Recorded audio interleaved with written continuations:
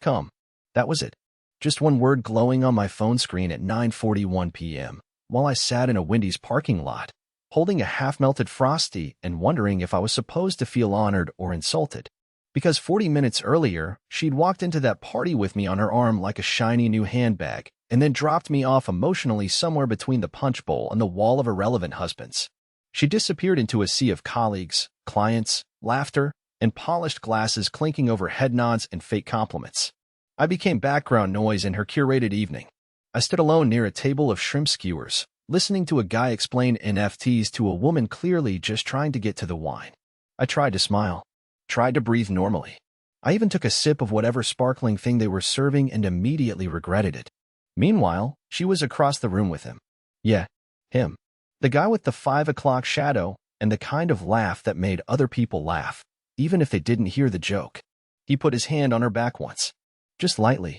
But it was the kind of touch you don't forget if you've been married long enough to recognize what intimacy doesn't look like anymore.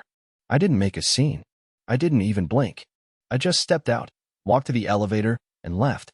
I didn't expect a text. Honestly, I didn't expect anything. But then came come.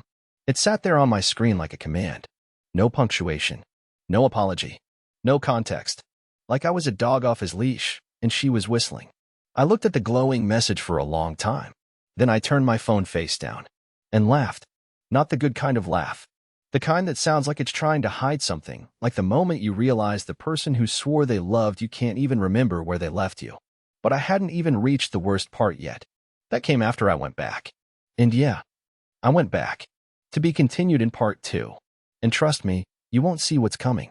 I told myself not to go back. I sat in that parking lot long enough for the Frosty to turn into something closer to chocolate soup.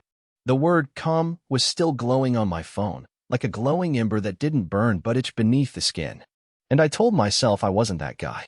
I wasn't the type who got summoned like a house cat after being ignored for an hour and a half at a party full of people who wouldn't notice if I vanished off the face of the earth. But the thing is, I was that guy. Or I had become him. Slowly. Quietly. One compromise at a time. So I drove back. Not because I wanted to see her. Not because I had something clever planned. I didn't imagine some big confrontation where I finally said everything I never had the guts to say. No. I went back because some tiny, bruised part of me needed to know what come meant. Whether it was an olive branch or just another leash being tightened. The doorman didn't remember me. I had to recheck in, as if I hadn't just been there less than an hour ago. I laughed about it. He didn't.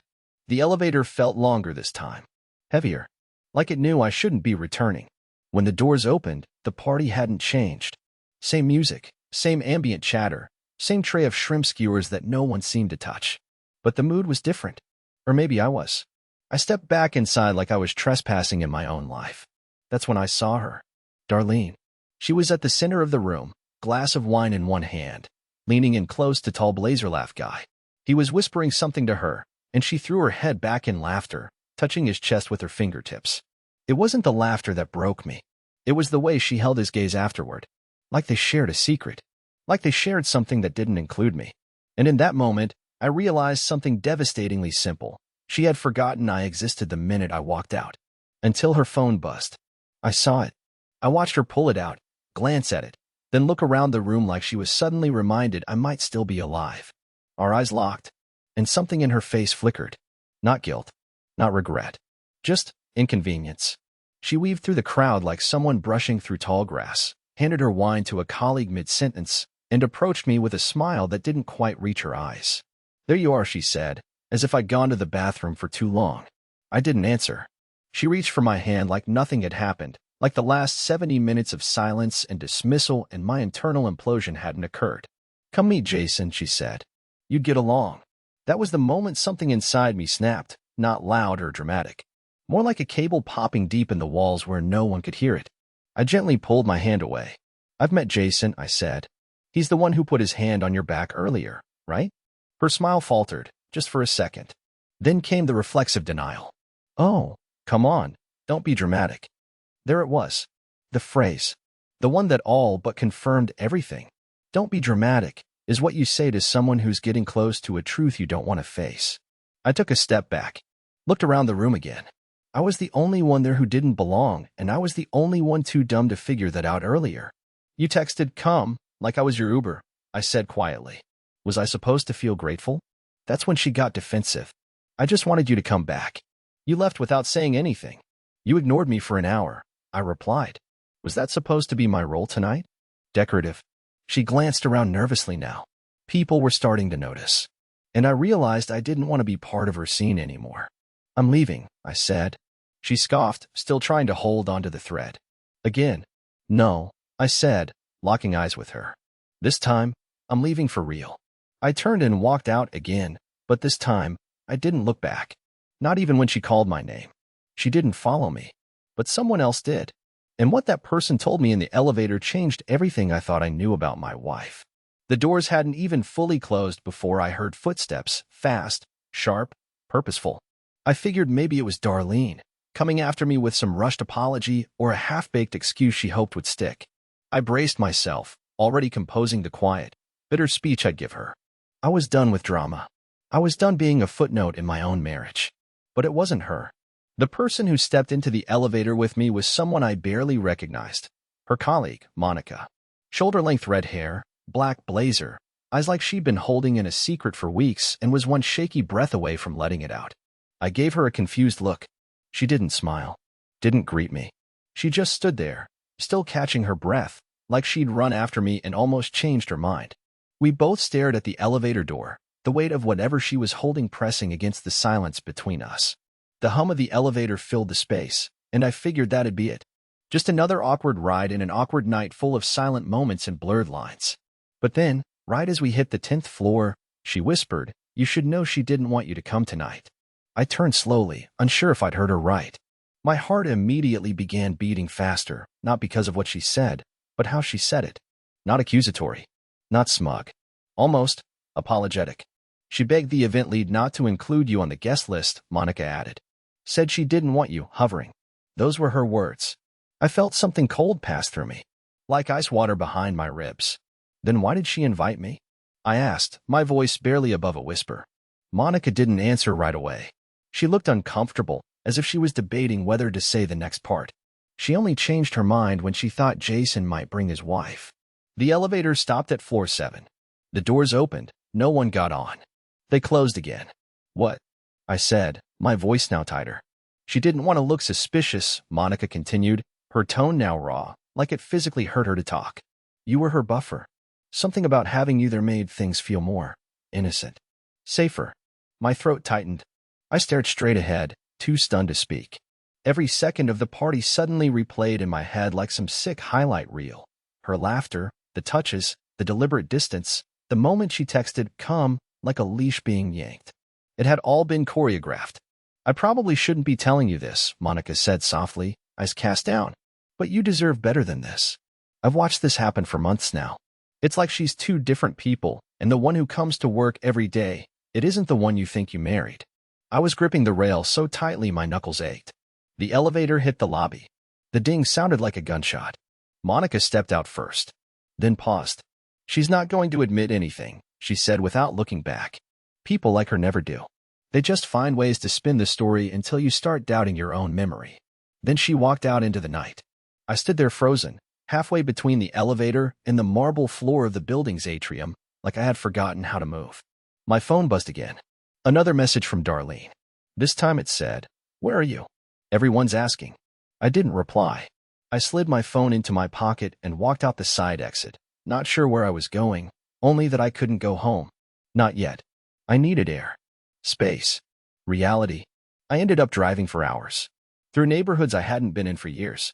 Past the diner where we had our first real fight. Past the hotel where we once stayed to rekindle things. Past the florist shop where I used to pick up lilies when I thought that was enough. Around 2 a.m., I stopped outside my own house. Her car wasn't there. I stood in the dark driveway, looking at the empty garage space, thinking about everything Monica had said. I wanted to believe it wasn't true. I wanted to cling to the possibility that maybe this was all a misunderstanding. But my gut knew better. The lies weren't loud. They were quiet, measured, strategic, and they were everywhere. So I did something I hadn't done in years. I walked around to the back porch, sat on the old wooden step we never got around to repainting, and I cried. Not for her. Not yet. For myself. Because deep down, I realized I hadn't lost her tonight. I'd already lost her a long time ago. I was just the last one to notice. And what I'd find on her phone the next morning would erase any doubt I had left. I didn't sleep that night. I sat on the porch until the sky turned from deep black to that heavy shade of bluish gray that feels colder than the night ever did. I watched as the neighbor's porch light flicked off, as early joggers passed by, unaware of the war happening quietly in the pit of my stomach. Everything felt still, unnaturally so, like I was suspended in a pause before something awful hit play again. At 6:18 a.m., I heard the sound of her car. It was unmistakable, that soft hum of the engine she always said sounded too polite to be reliable. She pulled into the driveway slow and cautious, like someone sneaking back into a dream they'd tried to abandon. I didn't move. I didn't go inside. I stayed right there on the step, arms resting on my knees, letting her walk into the ambush she didn't know was waiting. She stepped out of the car, heels in one hand, jacket in the other. Her hair was messy in that purposeful way, but this time it looked lived in, not styled. Her eyes met mine, and she froze. She hadn't expected me to be home. That much was obvious. "I thought you left," she said after a moment. Her voice was light, too light, like she was trying to erase the night before with her tone alone. "I did," I replied, eyes locked on hers. "But then I remembered I pay the mortgage here." She rolled her eyes, actually rolled them, and walked past me like I was in her way. Not a trace of guilt. Not a word of explanation. Just the sound of her keys clinking as she unlocked the door. I followed her in. No shouting. No slamming doors. I was done with the fireworks. I didn't need theatrics. I needed truth. She dropped her heels near the stairs, then turned to face me in the hallway. "Look, I don't know what you think you saw, but you made a scene last night." I didn't say a word at the party, I reminded her. "You texted me to come back." "I did. You didn't even care that I left in the first place." She crossed her arms. "Because you're always so sensitive, Lionel. You take everything so personally." That's when I realized she wasn't going to apologize. She wasn't going to admit anything. She was going to gaslight her way through this like she had so many times before, like she had when she started working late but never had files to show for it, like she had when she went to a retreat and came back without her wedding ring, claiming it slipped off in the hotel hot tub. "I want to see your phone," I said calmly. That got her attention. Her jaw clenched. Her arms tightened across her chest. "Why?" "Because I don't believe anything you've told me for the last 6 months. And because I think you've stopped trying to hide it." She laughed, but it was brittle. "You're seriously asking to look through my phone? What are we, 17? "No," I said. "We're adults. Adults who made vows. Adults who were supposed to be able to look each other in the eye." She hesitated, long enough for me to know there was something there. Then, with a sigh of overacted irritation, she tossed her phone at me. "Knock yourself out," she said, already turning to head upstairs like it was beneath her. I didn't hesitate. I unlocked it. She'd never changed the code. Maybe because she thought I'd never have the nerve to look. Or maybe because she'd stopped caring if I did. The first few minutes were uneventful. Emails, calendar invites, group chats. Then I found it. A hidden message thread under a contact labeled Debbie G. Gym. She doesn't go to the gym. I tapped it. And there it was. A whole history of messages to Jason, the man from the party. Hundreds of them. Jokes. Emojis. Comments about how boring and sad I was. References to our life as if it were a sitcom she was forced to star in. Pictures. Not explicit, but intimate enough to make my stomach twist. A video of her twirling around in our bedroom, wearing the robe I bought her for our 5th anniversary, captioned, "Your stage tonight." The timestamps lined up with nights she told me she was working late. Business trips. Family visits. All of it. A rehearsed fantasy to shield what she was actually doing. Rehearsing a new life without me in it. The final message had been sent an hour before she drove home. It read, "He'll get over it. He always does." I stood there in the living room, phone still in my hand, her betrayal lighting up the screen like fireworks on the 4th of July, beautiful from a distance, catastrophic up close. And in that moment, something inside me didn't just break. It shut off. Because this wasn't a one-time thing. It wasn't a lapse in judgment. This was a pattern. A choice. And I had become her backup plan. But not for much longer. The morning sun poured through the kitchen window like nothing had happened. Like the floor hadn't just dropped out from under my marriage hours earlier. Birds chirped somewhere outside, and the coffee machine purred softly like it did every morning at 7 a.m., as if betrayal could be buffered by routine. I stood there in the same clothes I'd worn to the party, phone still in hand. Her messages to Jason still burned into my retinas. I hadn't slept. I hadn't even sat down. I just stood, frozen in this strange, hollow shell of what used to be my home.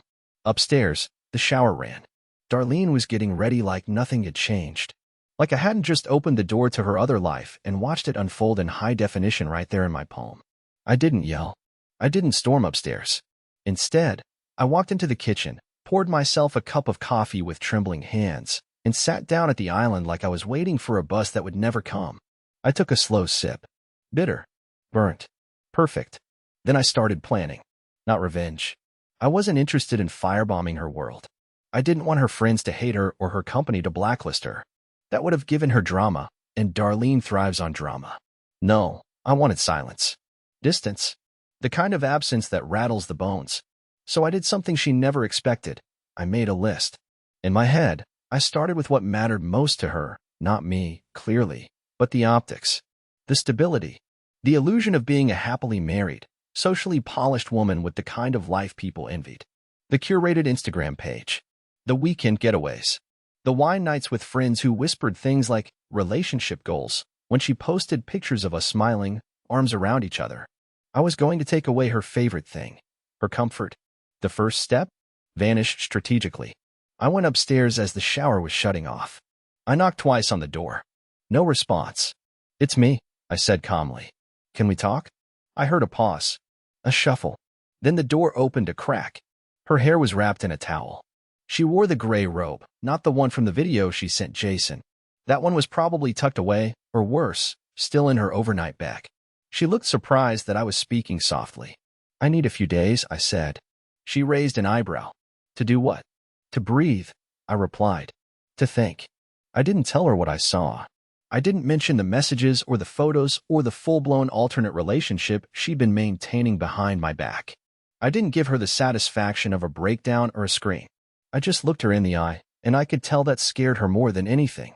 "Fine," she said coolly. "Run off and sulk. That's what you do." But her voice cracked. Barely, but I heard it. I packed a bag quietly, deliberately. Essentials. I didn't take anything dramatic, just enough to disappear without tipping the scales too hard. She watched from the doorway like she wasn't sure whether to stop me or let me go. She didn't ask where I was going. That told me everything. Before I left, I placed her phone on the kitchen counter. Screen unlocked. Open to the conversation thread with Jason. No notes. No emojis. No gotcha. Just her words, staring back at her like a mirror she couldn't avoid. I walked out the door, got in my car, and drove. I didn't head to a hotel. I didn't go to my brother's house or my childhood home. I drove to a storage unit facility I hadn't visited in over 3 years. One we used back when we were moving from our apartment to this house. The in-between place that still held a few pieces of furniture and memories we never unpacked. I unlocked it, pulled the dusty tarp off an old recliner, sat down, closed the door behind me, and exhaled. No one knew I was there. And for the first time in months, I felt something resembling peace. That peace didn't last, because less than 2 hours later, I received a text, not from Darlene. It was from Monica. The message simply said, "I need to show you something. Today." And what she showed me made everything I'd already seen look like a trailer before the real horror started. I stared at Monica's message for a long time. "I need to show you something. Today." Not, "We should talk." Not, "I'm sorry for dropping that on you last night." Not even, "Are you okay?" Just that one simple sentence, clear, direct, and more chilling than anything I'd read in Darlene's phone the night before.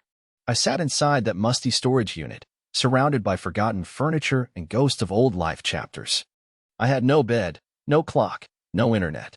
Just an old camping lantern and a thermos of gas station coffee. And now Monica, emerging from the shadows with something else. Something worse. I texted her back. "Where?" She replied within seconds. "Public library. Side parking lot. 1:30. That was all. So I waited. I didn't call. Didn't pace. Just sat there and let the weight of it all settle in my spine like bricks layered one by one. When the time came, I drove through the streets like a ghost behind the wheel. The city looked different somehow, not just colder, emptier.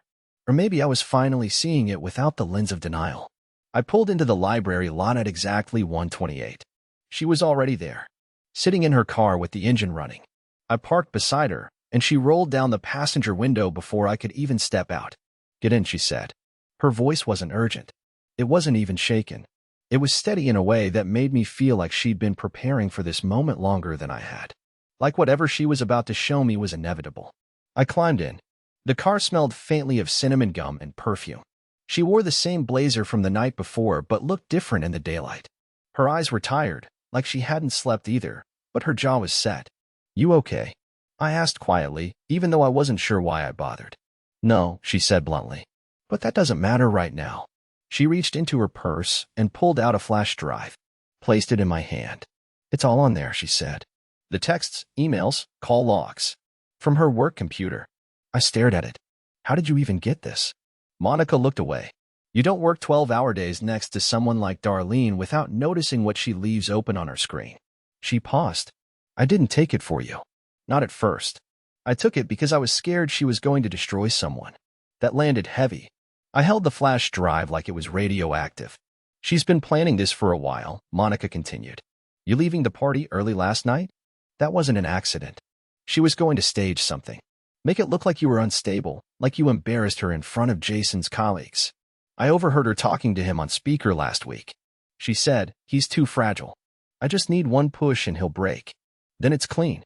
My stomach dropped. "I thought she was just venting," Monica said, her voice cracking now. "But then I started seeing the way she manipulated things. Telling people at the office that you were moody, that you were emotionally distant, whatever that means. That you were probably going to check out of the marriage soon.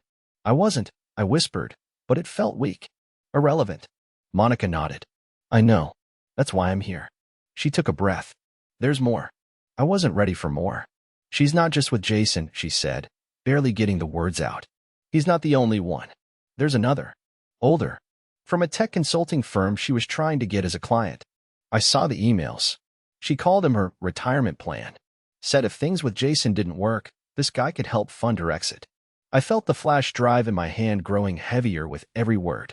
"She has a plan," Monica said, "and it never included you." I sat back in the seat, trying to process the new gravity of the situation. This wasn't just infidelity. It wasn't even just emotional manipulation. This was strategic erasure. "She was going to paint you as the reason everything failed," Monica said.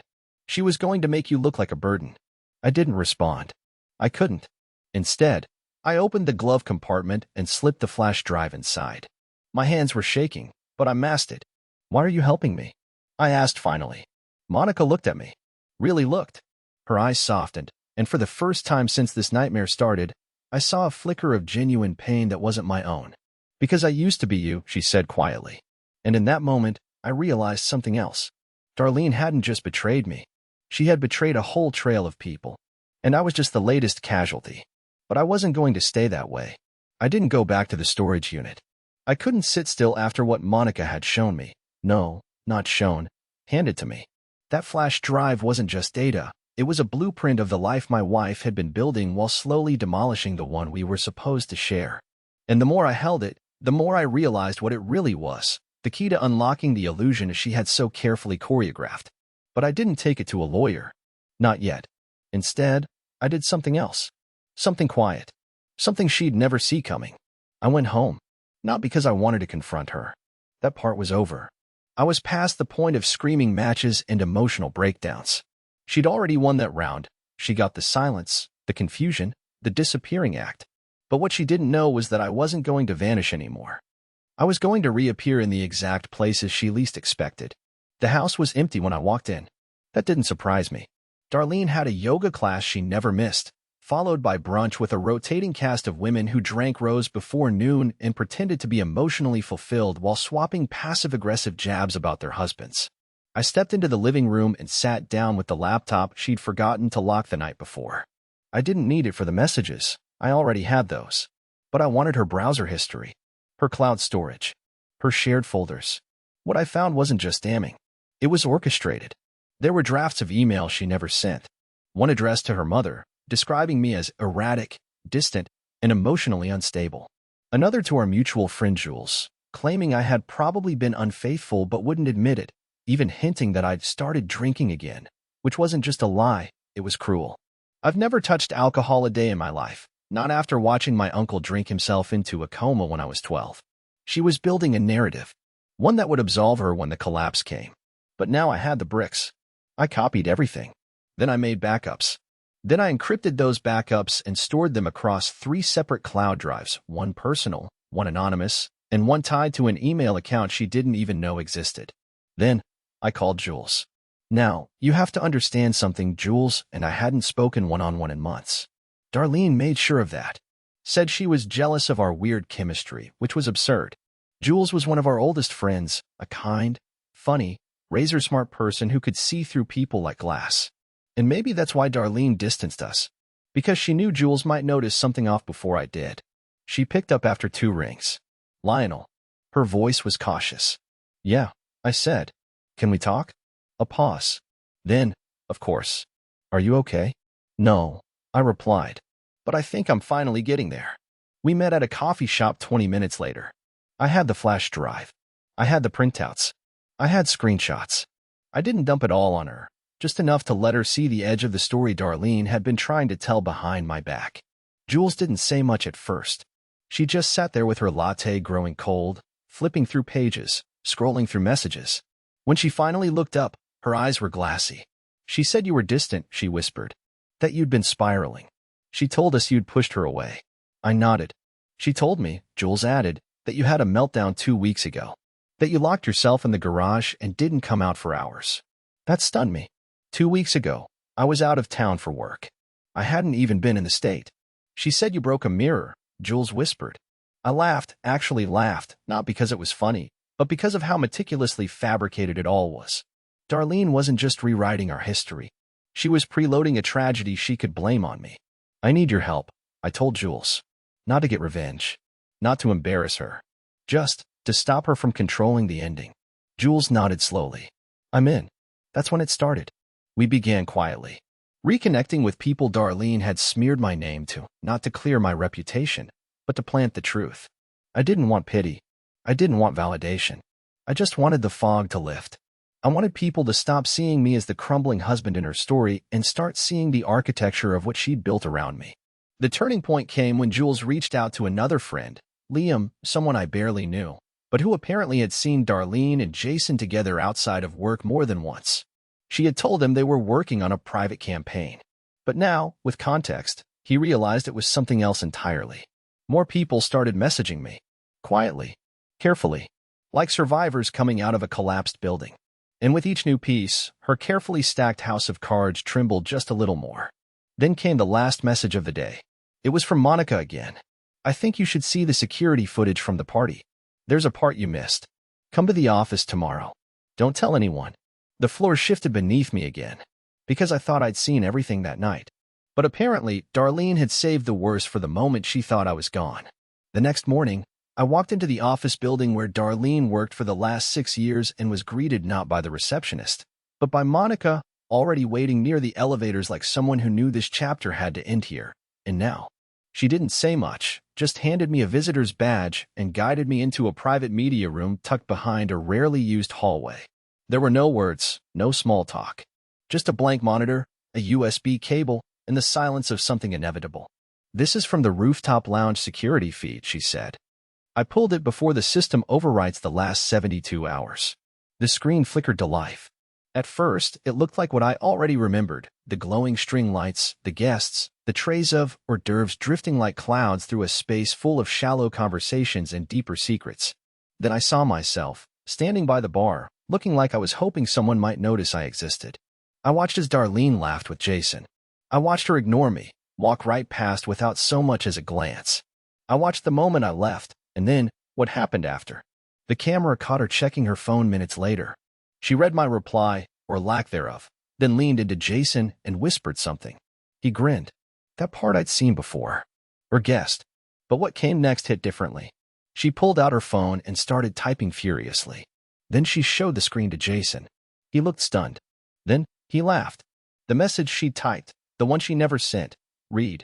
He left. Should have done this months ago. And Jason had the audacity to clink glasses with her after reading it.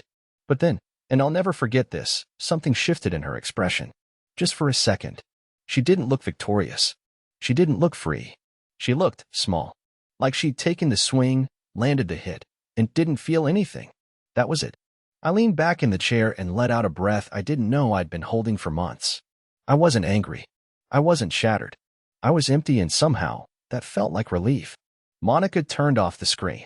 "She's already spinning her version," she said gently. "You should know that." "I know," I said, but I wasn't going to play the game anymore. Later that day, I returned to the house one last time, not to fight, not to accuse, but to finish what she started. She wasn't home. I left a folder on the kitchen table. It contained copies of the messages, the emails, the photos, and a single note. "You erased me. Now I'm erasing us. I won't shout. I won't argue. I'm just done."